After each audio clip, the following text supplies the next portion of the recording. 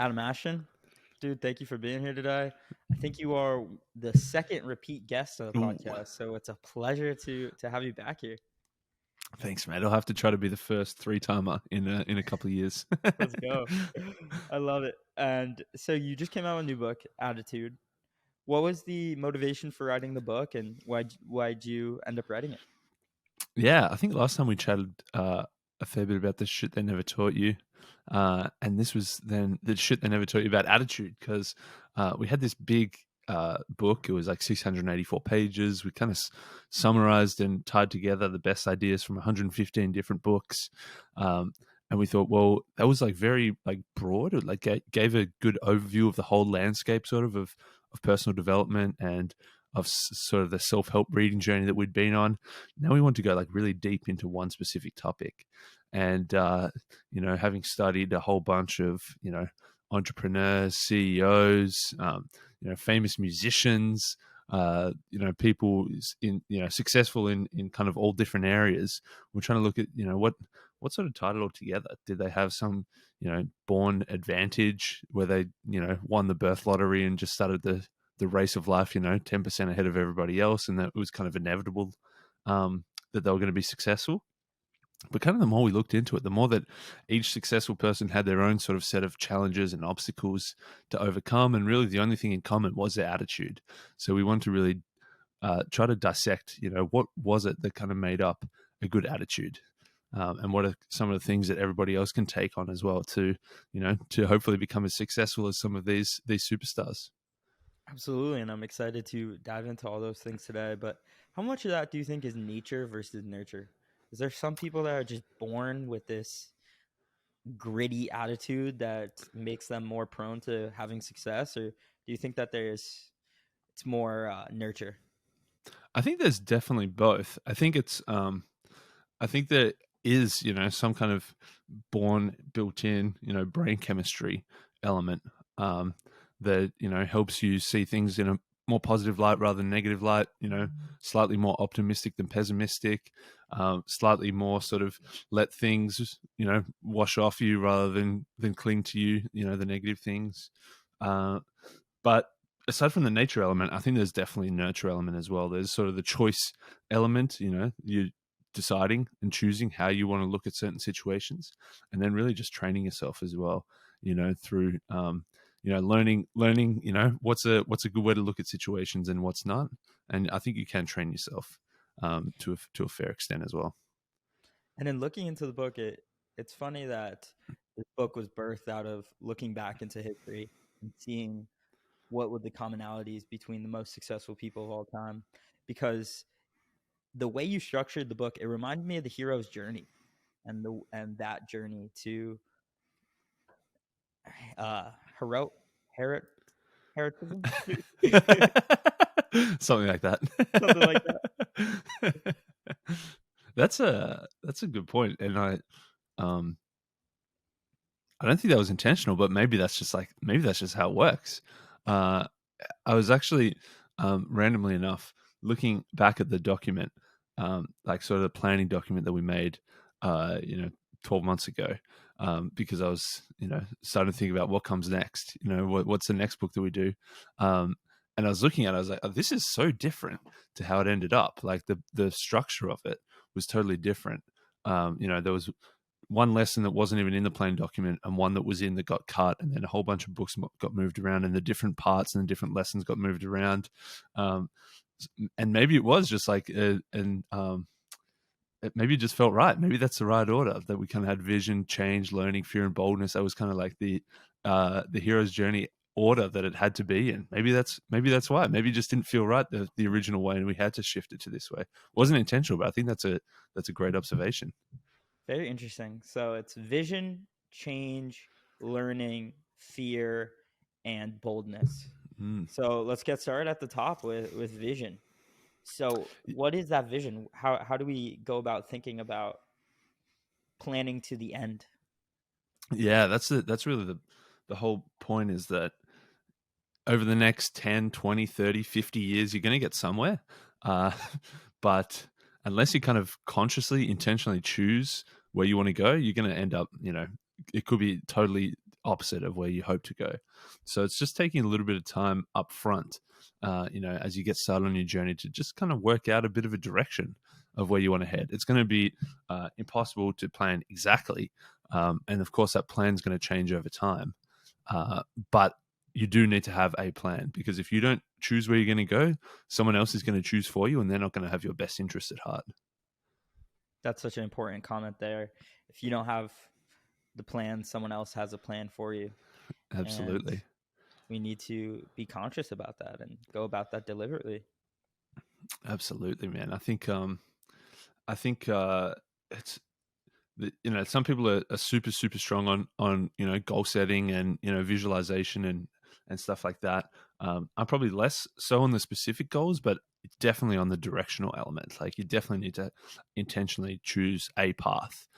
You may not know exactly what the end point of that path is, but you need to know what the path is. Yeah, I'm very aligned with you on that. And I like the way Matthew McConaughey puts it. He says, I like to have a general direction, but give myself 17 lanes to swerve.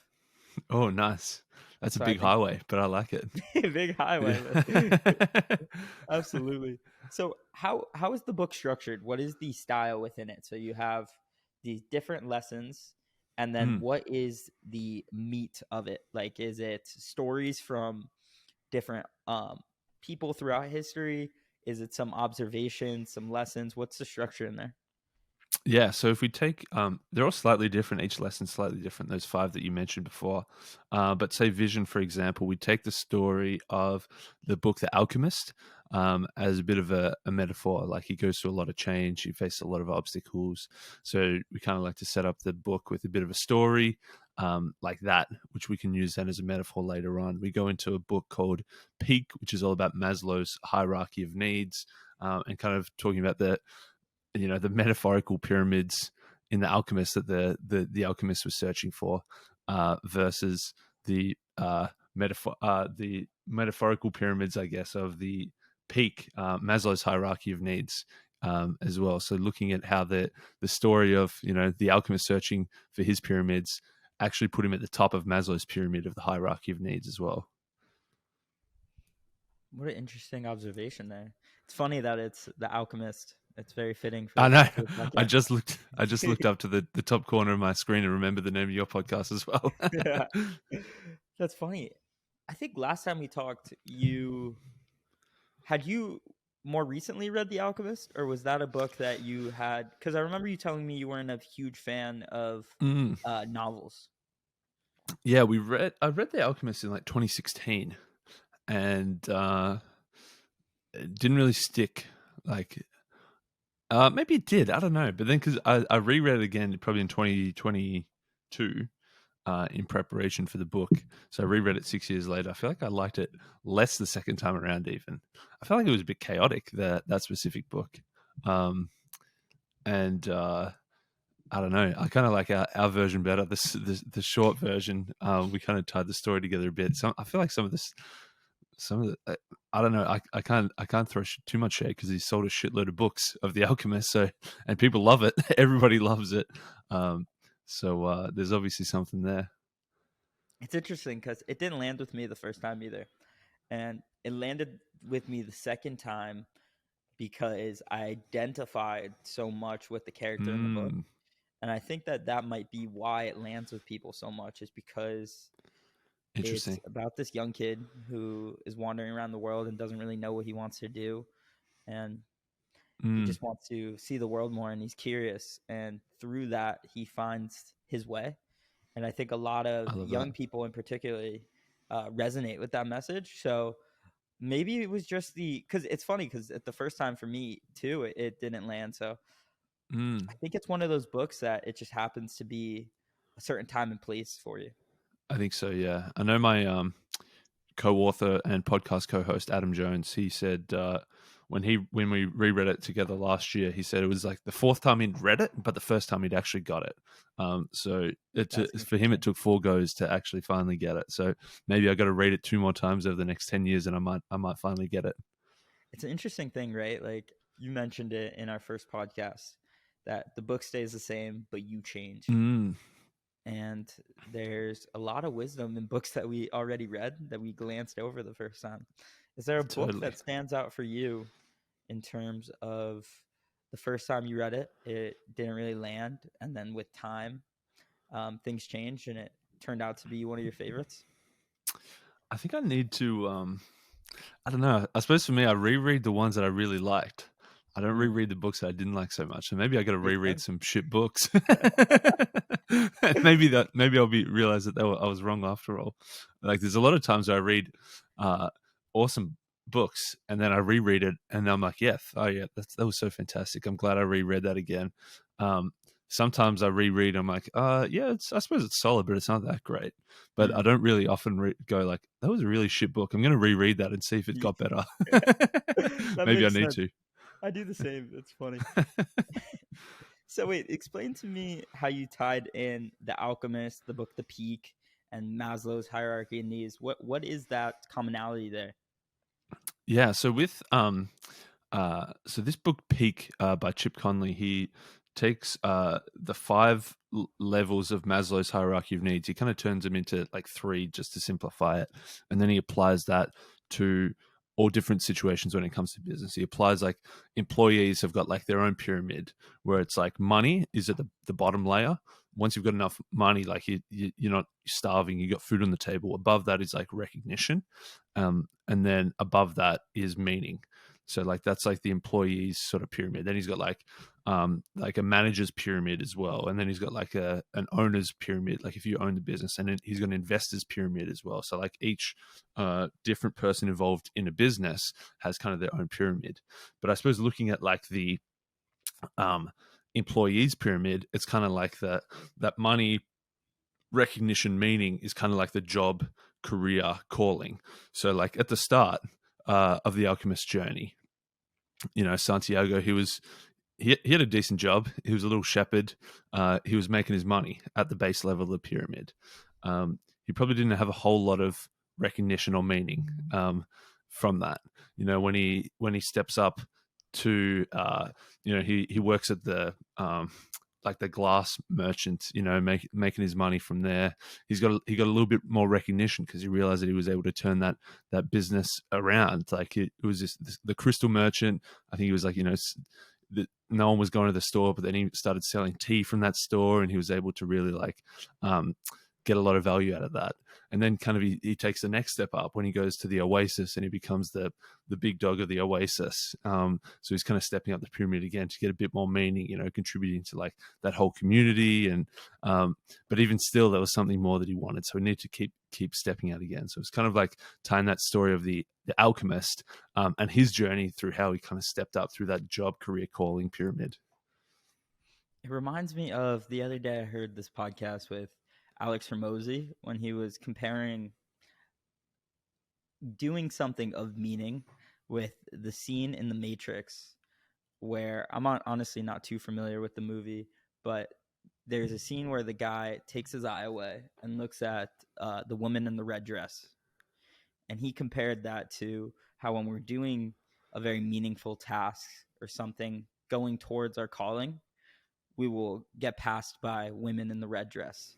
And obviously, it's more of careers and opportunities and things that we can settle for, but they aren't our ultimate calling. And I feel like you see that through The Alchemist, where he starts to progressively get these jobs that aren't his calling, Mm-hmm. but are great careers, and he would be satisfied for a short period of time with them, but overall they aren't going to get him that calling. How do you think people Totally. should go about getting or finding that calling? It's a tough one as well because every step of the way he kind of had to make a decision. The decision was, do I kind of abandon everything I've got uh, in search of the next step, trying to find that calling, or do I stick where I am? And at the start, uh, it's kind of easy to make that decision because if he stays, he's living with the sheep, making just enough money to get by. But the curiosity is never fed.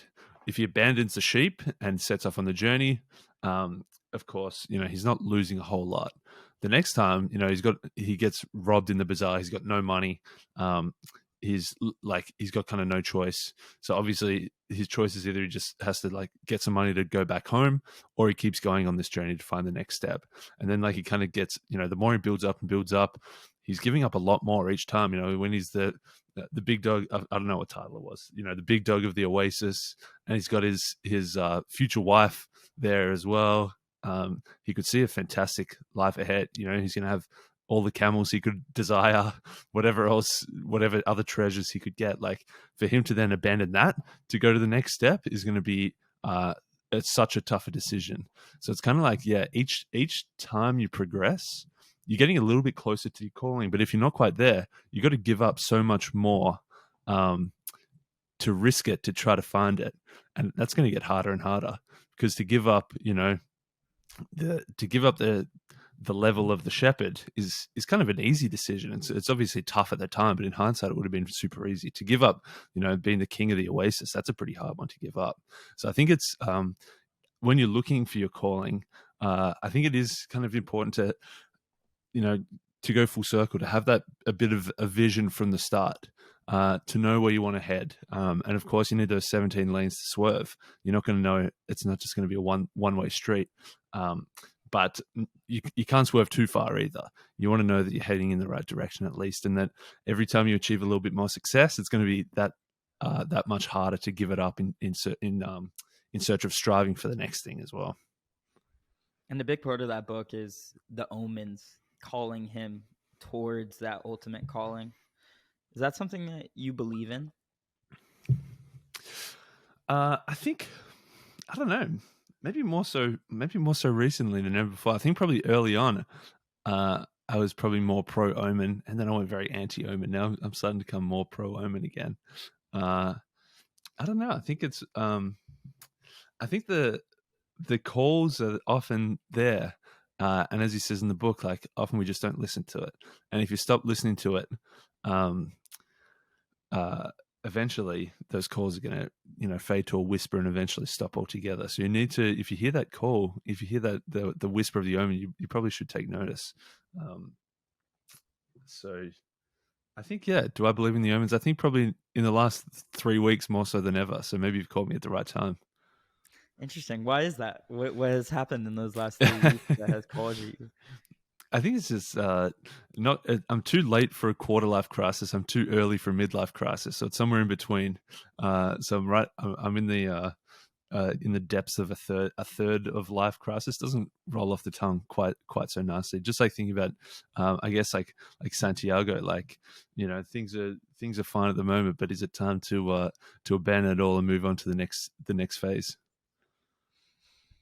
So with that said, when you think about that vision of 5 years from now, 10 years from now, 20 years from now, even, do you have clarity in what that is and what you're ultimately going towards? I reckon if you had to ask me if you had done this call last week, I would have said I've got no clarity. Thankfully, in the week over the weekend, I've established a little bit more clarity. I think I kind of know where I want to go. I definitely want to go more down the book route. I really enjoyed doing the book stuff. Writing that first big book, writing this smaller, more specific niche book.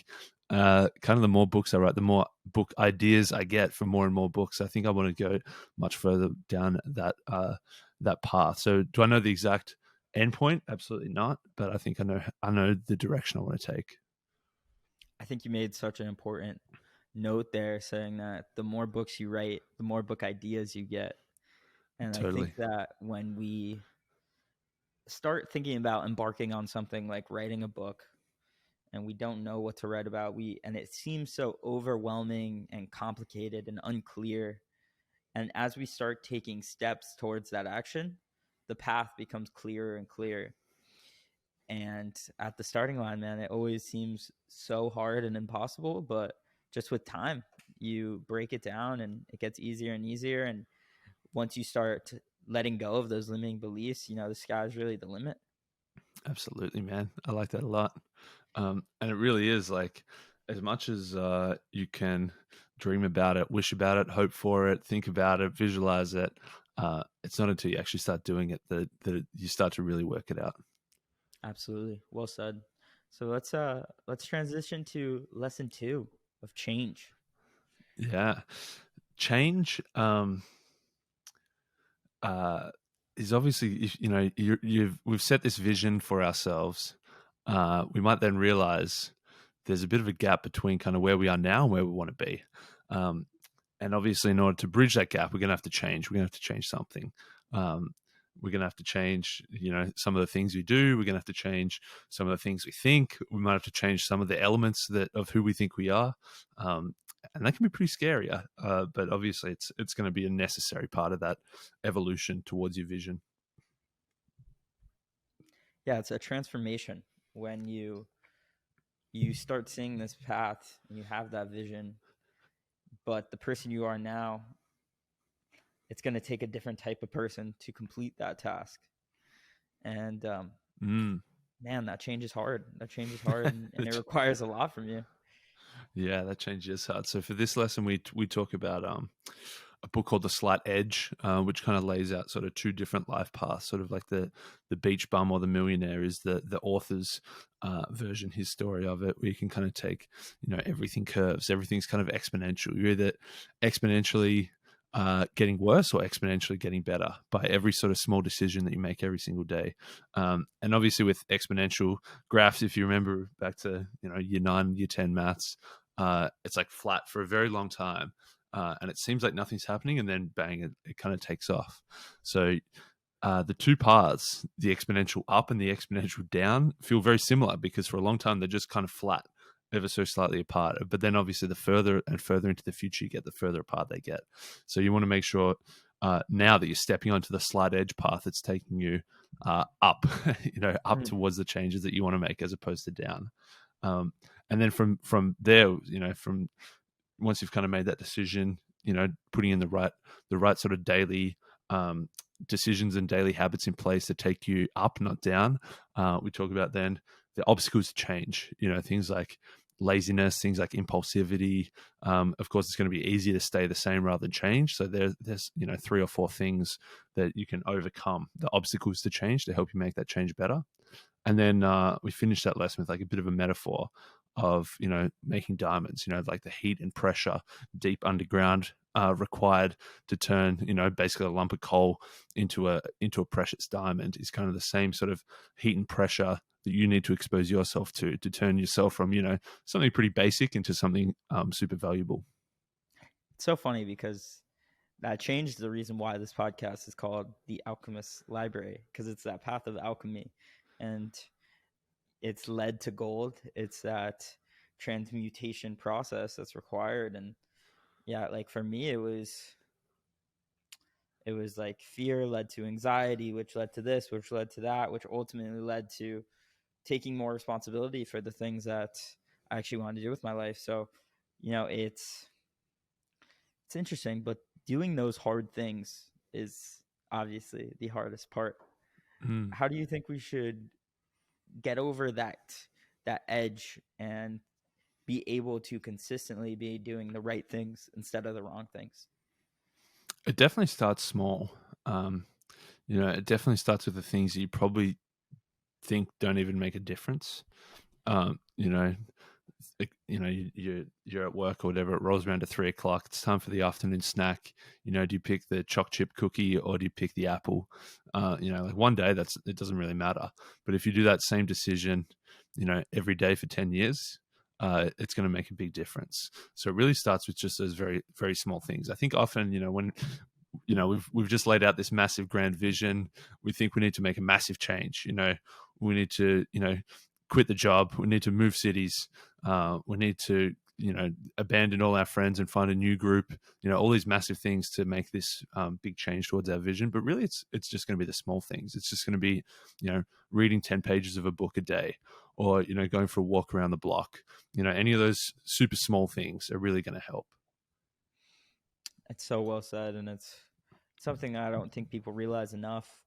For no one would walk into a gym and put 225 pounds on the bench press if they've never went to the gym before. But when people approach changing their habits, they take that approach and they're like, I'm going all in on everything in my life. And they don't realize that it's just these small changes gradually that end Nice. up I adding like up that. to the person 10 years from now who you look back at and you're like, how the hell did I become this person who's so Yeah. much more disciplined than the guy I was 10 years ago? I like that a lot, man. Yeah, that's a perfect metaphor. We should have stolen that one. Maybe for the next book I'll use that one. When you start thinking about that next book, do you have an idea in mind? I know you said before that finishing writing this book sparked a lot of new ideas. Do you have any clarity in the next step?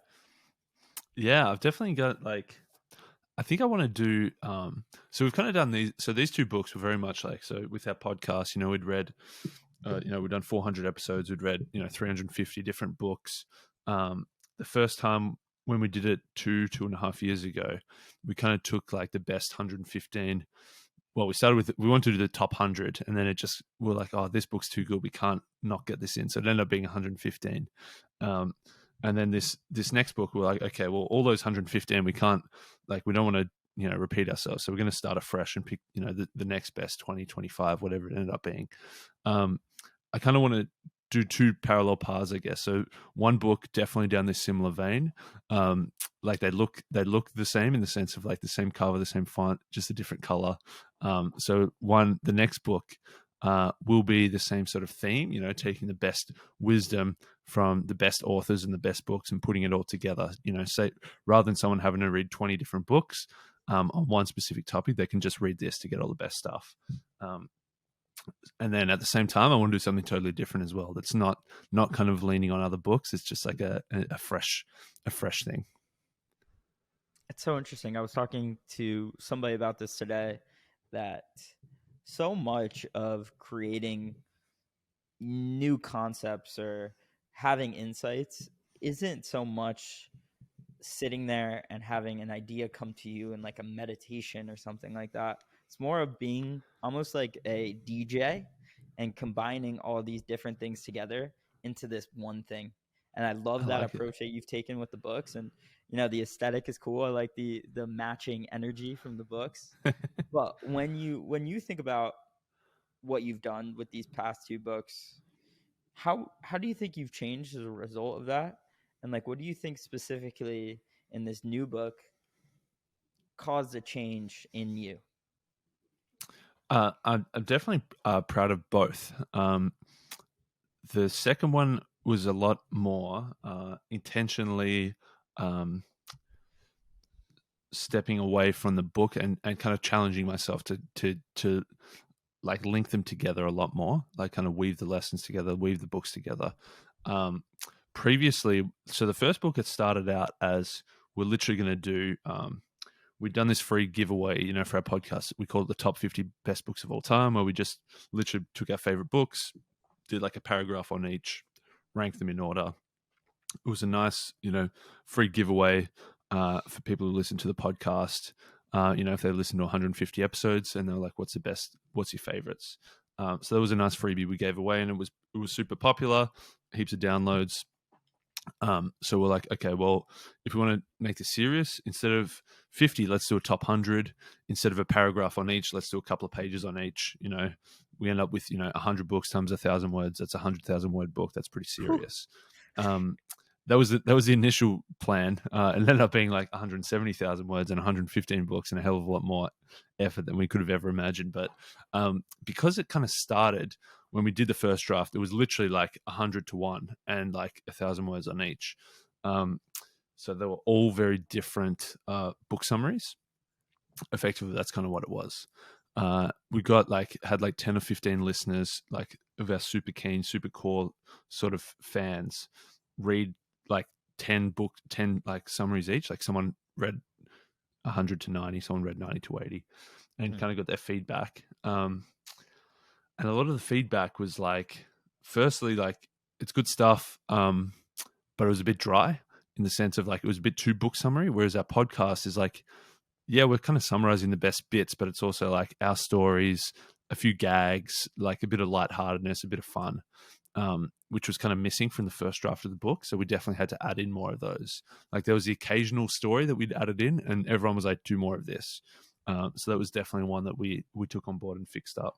And the other piece of common feedback was like, it's kind of random in the sense of like it's our 100 down to 1, but that's the only order for it. Like it was like we might have like a science book, and then a personal development book, and then a career book, and then a business book, and then a marketing book, and then back to a different science book, and then a history book, and then 3 career books in a row, and then a business book. And so it was just like just this random order of stuff. And they're like, is there some other way you can order it? And so like it was a big shift for us to then basically start afresh, like pull it all apart and put it back together into those, like grouping into those lessons. So we had a whole part on philosophy, a whole part on personal finances, a whole part on career development, and group them together that way.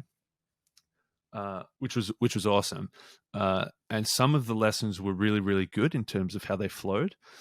In hindsight, some of the lessons were a bit like, here's 3 books on the same topic that we grouped into a lesson, which all work together and all give you different ideas, but they didn't necessarily flow so much. Like it was very much 3 separate chapters.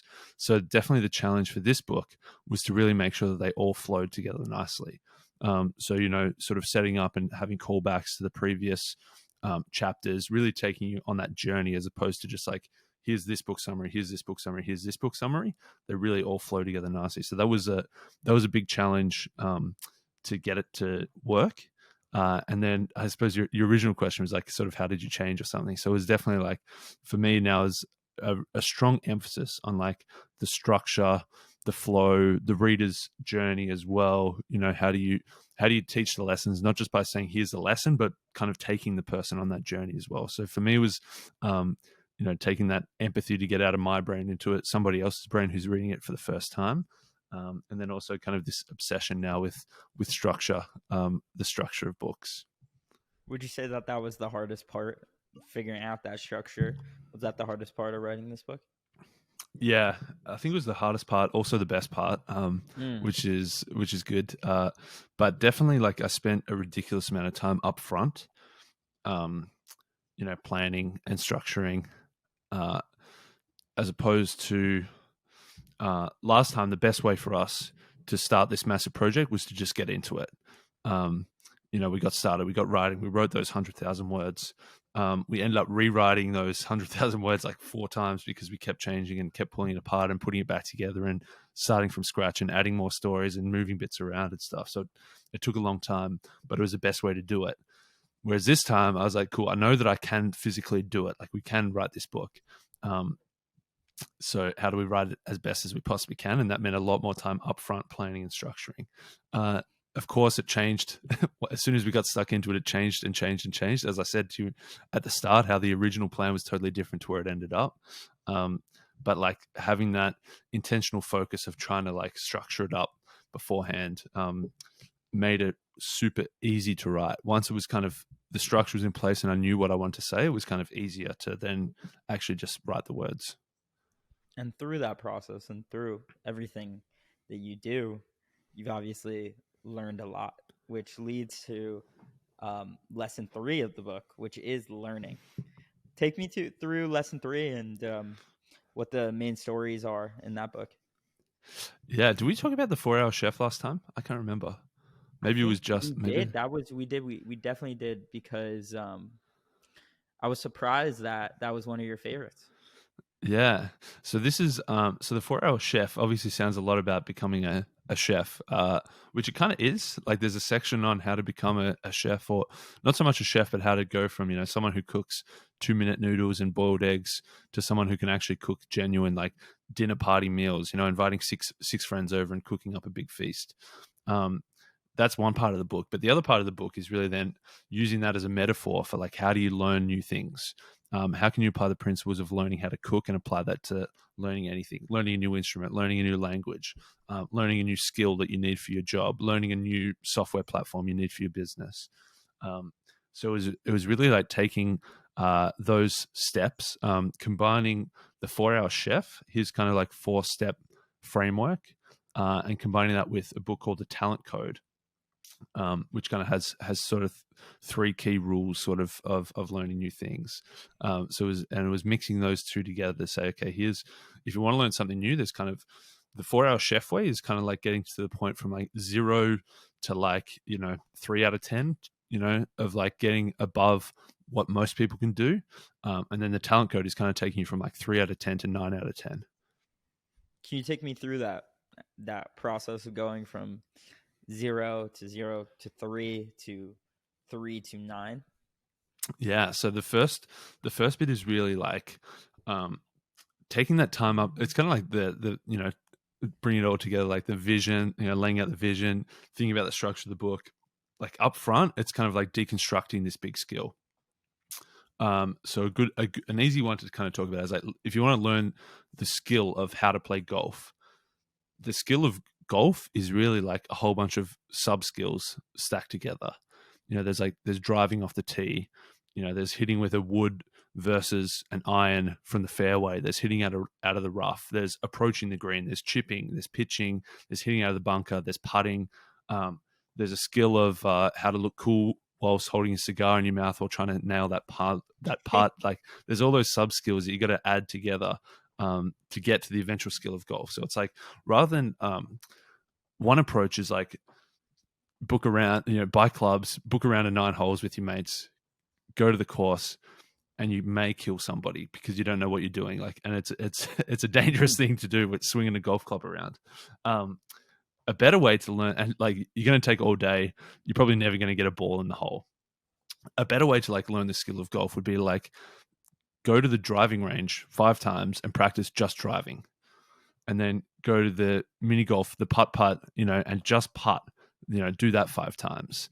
And then in your backyard, practice just like chipping it, 20 meters, because often that's the hardest thing. Like hitting it 100 meters is kind of not too hard, but hitting it just like 15 or 30 meters, like hitting it short, is kind of harder. So just doing that in your backyard, doing that, for 2 weeks.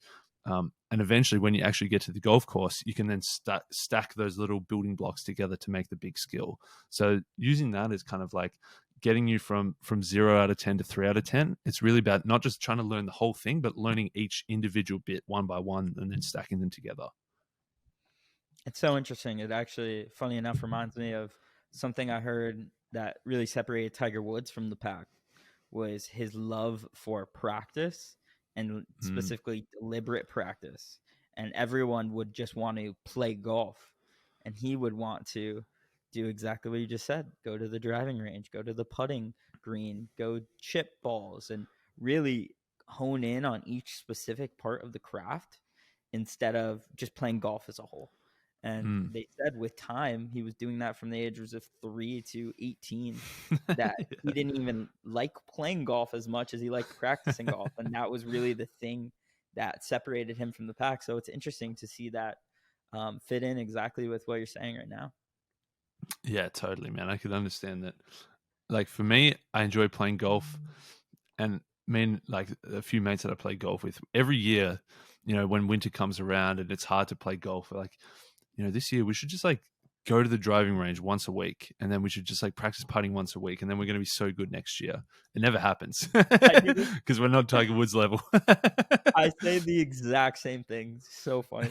Yeah, I'm the same way. And I'm always like, winter rolls around, like last winter, I was like, I'm going to putt every single day this year. Every single day this winter, I'm just going to get better at putting. I'm not going to play golf. Yeah. And funny enough, it never happens. And I'm always trash at the course. Funny. I suppose that's why we're not Tiger Woods. Absolutely. Is there anything else there when it comes to the talent code and the 4-Hour Chef that are very important to that learning process? Yeah. So then the talent code side of things is like a lot of that deliberate practice Tiger Woods story. The big part of the talent code is around doing things, making things harder in practice, so that's easier in performance. So he talks about learning like Yo-Yo Ma, learning cello, and at the start, rather than learning a new piece, the school that he went to called Meadowmount. Rather than like learning a new piece, normally what I used to do is like you get the piece and you start it the first bar and you work through in order all the way through to the end until you can play it all. Whereas what they do to learn like 500% faster is they literally cut up each line strip by strip, like chuck it in a bag, shake it around, and pick out a random line, and they just learn that line. And then once they've mastered that line, they get the next line, then they stitch it all together. So very similar to kind of that golf analogy. But then what they do is like at first they do it super, super, super slow, like ridiculously slow. And the point of doing it that way is to not code in any mistakes. So getting it exactly right, the right fingers in the right positions, playing the right notes in the right order, as slow as possible so that you can't make any mistakes. Because the thing is like, it's all about like training the brain and the body. And once the body learns something wrong, if it's like a half a note or a note wrong, or you accidentally skip a note or something, like once that's in the brain and in the fingers, in this instance, like it's going to be very hard to fix later. So it's like getting it right at the start as slow as possible and then building it up from there. And then they do things like just like playing in like weird rhythms. Like instead of playing like straight da da da da da, like they play da da da da da da da, like playing it really weird in different ways, like speeding it up, slowing it down, doing some bits like syncopated, doing some bits like staccato, and like doing all these weird things so that like the notes really stick in the brain. And then kind of like once you've done all the weird shit, like you've done it as hard as possible, once you get to the point of actually just playing it nice and smooth, it's like it's really going to be stuck in there. I'm so glad I asked that question because that is such an important insight. And I'm thinking now about how I'm like an awful guitar player, but I played for like 3 years, and applying that to guitar, I can see it so clearly of why that would be so beneficial. It makes so Totally. much sense. Absolutely. Yeah, and it's and after reading that, so I played piano since I was like 6. I took it like really seriously, like doing all the exams and stuff, and then hit a plateau and kind of then just played the same songs over and over. And then probably like after reading the talent code, I was like, hey, man, I should really get back into it and learn some new shit. Um, Yeah. and like there's like two funny stories, I guess. One was like I hadn't done the super slow approach and I'd coded it in. So there's one song I'd been playing for like 12 years. And then I listened to it on Spotify, and right at the very end, like it's a 3.5 minute song, and like right towards the end, there's like one note. And I was listening, I was like, "What? Did that guy just play that note wrong? Because that's a different note to I've been playing this whole time." And then I went and checked the music, and I was like, "Of course, the professional on Spotify didn't play it wrong. I've been playing it wrong for 12 years, and I know like it was a. I've been playing a B. It should have been an A. Just this one little tiny note at the end." And I checked the music. I was just like baffled. And then I've been trying to fix it. It's impossible to fix. Now that I've been playing it for 12 years that way, I'm never going to be able to change that. So obviously that's like one story of like, you got to get it right from the very start. But then the other story of like this deliberate practice, like this song, it's like, you know, the song Chopsticks? I don't It's think like so. No. it's like a super basic kids song. Like probably one of the first, if anyone's playing piano, like it's probably the first 2 or 3 songs you learn. Just like very basic, like 2 fingers at a time. You know it, like it's on movies. People play it. Anyway, so this guy took the tune of Chopsticks and then did it in like 12 different keys, 12 different styles of music throughout history of like taking famous songs and putting chopsticks into it. Anyway, it's like this massive piece. It's like 8 minutes long. And normally that would have taken me like a year to learn, but doing like this slow, deliberate practice way, I was amazed. Like I could take the whole song. I reckon I learned in like less than a week and a half. It was probably like 12 days. Like each day I'd learn a new thing. And amazingly, like training the fingers in that way, like the day that I learned that section, it was really like shit. Like I just learned it, obviously. Yeah. But then when I went to sleep and then the next day I came back to it and like I was just like so much better. Like I could just Huh. play it. It was just kind of like amazing having just read that book that like training the body and training the brain and then a little bit of sleep and a little bit of time, it kind of just like the body kind of knew what to do. And I don't know, it was just like it was a really cool experience to like do it in that way rather than my old way, which was just like go from the start, learn a bit, stuff it up a whole bunch, and then just try to get to the end and just learn it and then just keep playing it over and over and over, as opposed to like properly learning something new for the first time. It applies to so much. Like the expression "slow is smooth," smooth is fast. Yeah, yeah, Like you totally. could see that, I could see in my head that progression of doing it really slowly to it becoming smooth, Mm, through that smoothness it becoming fast. It's so totally, interesting, and I think it's a great insight there. And totally. I want to, so it's funny, you in our last podcast you recommended for me the book The Dip. And that book for me was, it was so simple, such an easy read, but Yeah. it was a great reminder of things aren't always sunshine and rainbows, and that for a long part of this journey of doing something meaningful, there will be this valley of despair where things are hard. Mm, And it reminds me of lesson 4 of the book Attitude, which is fear, and the mm, role fear plays in not only the valley of despair, but even getting started. There's so much fear totally. when we start a new pursuit. So take me through fear and the stories that are told in the book. Yeah, so we started with vision. We've set this grand, like, this is where we want to go. We know that we've got to make some changes. We're learning new things. It's all pretty exciting, but man, it gets scary pretty quick. Even just that fear of like knowing, okay, I want to go here, but I'm currently here. Like the fear to like, how the hell am I going to bridge that gap is massive. Uh, so what we kind of did in this fear lesson was really trying to reframe fear. And firstly, like reframing what we fear and reframing why we fear. And there's a great book called Feel the Fear and Do It Anyway, Hmm. which is like a pretty cheesy title. And it's kind of like, oh, okay, well, I've kind of read the book now. That's all I got to do, right? Just feel the fear and just do it. Like that's the whole book in one sentence. Thankfully, there's a bit more to it than that. What she did was she took like all the fears. Um, fear of spiders, fear of flying, fear of heights, fear of enclosed spaces, fear of, and then like things like, fear of failure, fear of success, fear of rejection, like all those types of things. Um, and she's like, okay, there's like kind of the surface story, the things that everyone says, I'm afraid of public speaking is like the surface story type of thing. And like, there's infinite, there's hundreds of those fears, everybody's got their own different fears. But then she's like, well, really, they all like boiled down to like a small handful of like 6 or 8 fears that are kind of like fears about like the ego level, which is like fears, like fear of rejection, fear of failure, um, sometimes fear of success, things getting too big that, maybe you do achieve your vision and then what next? Like you realize that actually it wasn't what you'd hoped for after all.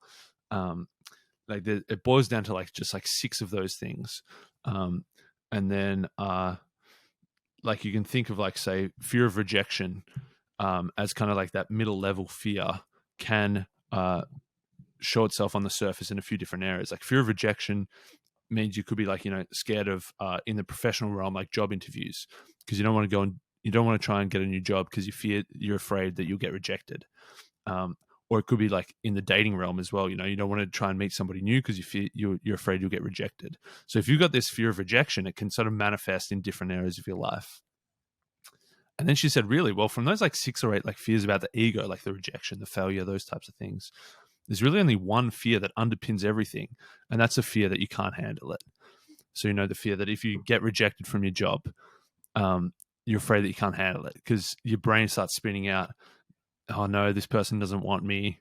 I'm not good enough. I'm never going to get another job again. I'm going to be living on the couch. I'm going to be eating 2-minute noodles. All these things like spiral out of control from this one fear, and you're afraid that you can't handle it. Fear of failure. I want to try and start this business, but if it doesn't work, I'm going to lose all this money, and then I won't be able to cope with whatever comes as a result of that.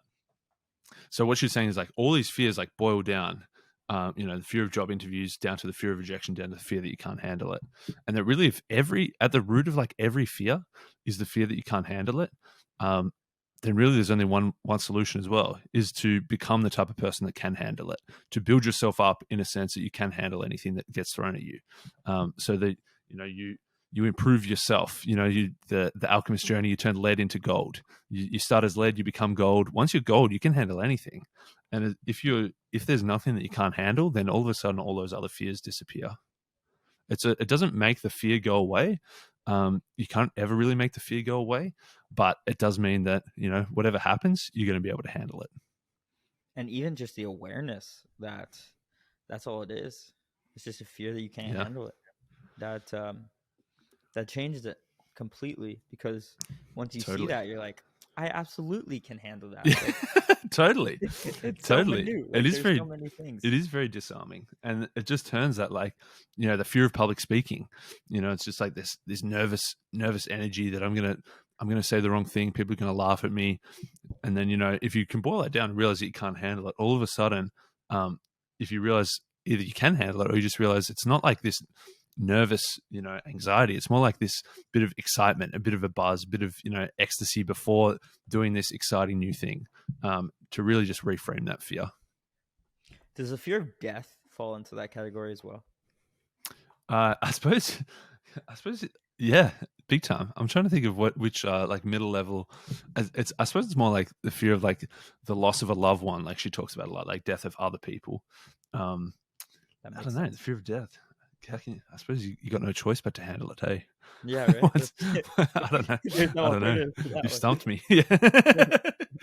one. Yeah, an attitude's such a big part of overcoming that fear. And it's like all those Exactly. things that you stack on top of, by the time you get to fear in the book, you're armed with some tools to help you. Like, even just seeing that long-term vision will help you go forward despite that fear. Totally, man. Totally. And it's kind of like, it seems like too simplistic, but it's also just like the best way to do it. Like, rather than trying to conquer every single fear, like conquer your fear of public speaking and conquer your fear of job interviews and conquer your fear of dating. Like, you don't need to conquer 30 different fears. All you need to do is improve yourself in a way that makes you be able to handle it. And then you enter that action with boldness, which That's is it. the final lesson of the book. Yeah, the fears, as much as you can try to reframe it, unfortunately, that fear is never going to go away. There's still going to be that nagging feeling at the back somewhere. So the last sort of, um, DJ adding in a new beat, using your metaphor from before, or the last little extra bit of pineapple juice in the cocktail that you're shaking up is boldness. That you just need to, at some point, you just got to realize that it's just got to get done. You just got to get out there and do it. Like, just and we try to convince people, I guess, through 3 different stories. So we got like Richard Branson was bold, like in a business sense, like taking a lot of risks. David Goggins, very bold in like the physical sense, doing sort of super crazy, wild physical feats. And then Malala Yousafzai, taking crazy moral stances, like getting shot by the Taliban in Pakistan just for wanting to go to school effectively, but standing up from a moral sense. So being like bold in those 3 different areas, telling those 3 different stories. Hopefully that's a bit of inspiration to have your own boldness to really take that step into the arena. People respect boldness so much. It's so interesting. Like, when you just enter action with a certain amount of pride and you just really just go for it, it takes so much confidence to be able to do that. And people almost feed off that energy. And I really think that that boldness is contagious. Absolutely, man. There's a good story in the book as well that we ripped off Ryan Holiday, his book Courage is Calling. That he talks about, foreign armies, thousands of years ago, when they were in it, they were heading into war, and then they'd say they'd want the Spartans, this mythical army, this infamous or famous, superstar warriors. They're like, can you come help us out?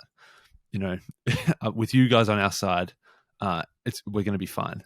And so the king or whoever's leading this charge are expecting to see 300 Spartan warriors come and just help them defeat their enemies in battle. And then they just look over and there's just like one dude coming over the hill. I'm like, what the hell?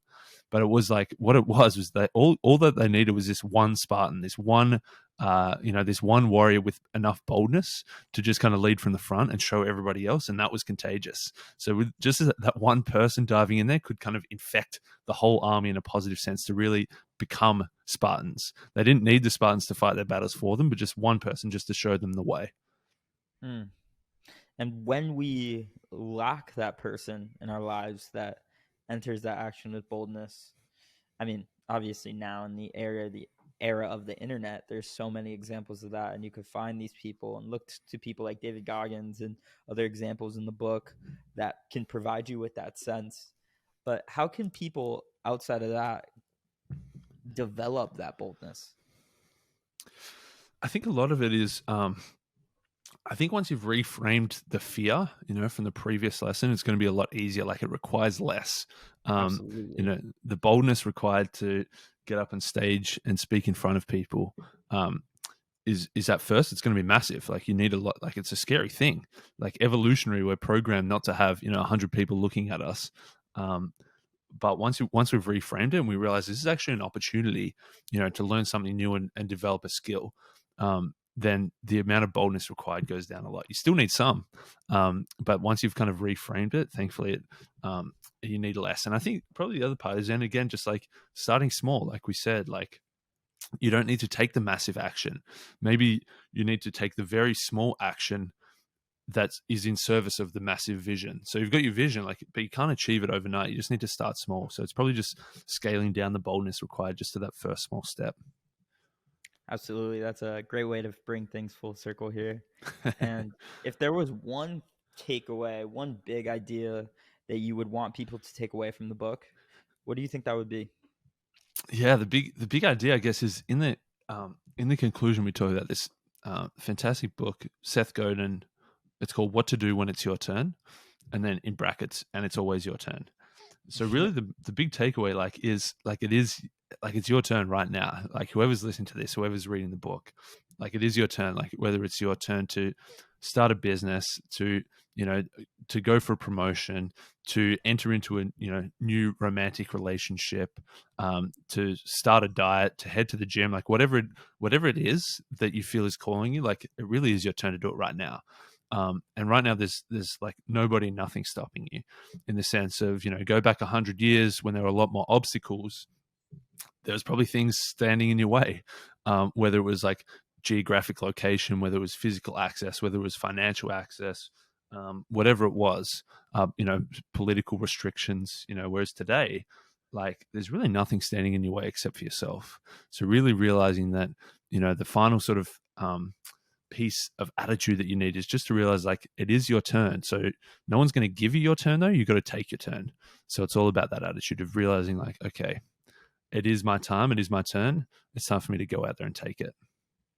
What a great way to end the book. It's a great way to bring things all together, because I mean, the barriers of entry, especially in the era of the internet, are next to nothing. Like if Absolutely. for me to have a conversation with you in let's call it 2005, it would have been so much more difficult and we would have never even knew each other existed. Exactly. So it's like it really is your time to take action, and once you do all these things, you could kind of start to embrace being yourself more. And once you do that, I think there's a lot of clarity that follows. So I think the book is great for people, and young people especially, and I'm pumped to give it a read. It sounds incredible. And after this conversation, I'm definitely going to get the audiobook and go for a little walk after this. Oh yeah, fantastic, mate. Man, appreciate the amount of prep you did again, mate. I remember last time after finishing talking with you as well, I was like, man, that was a really good conversation for someone on episode 11 of their podcast. That was like super impressive, and even more impressed now. Man, I really do appreciate that. And Adam, I'm always impressed with you as well. So the feeling is mutual. Thanks, mate. I'll have to really get working on that next book so I can become your first 3-timer. Let's do it. Let's make it happen. All right, Adam. Thank you, brother. Thanks so much, Ryan, man. It was awesome.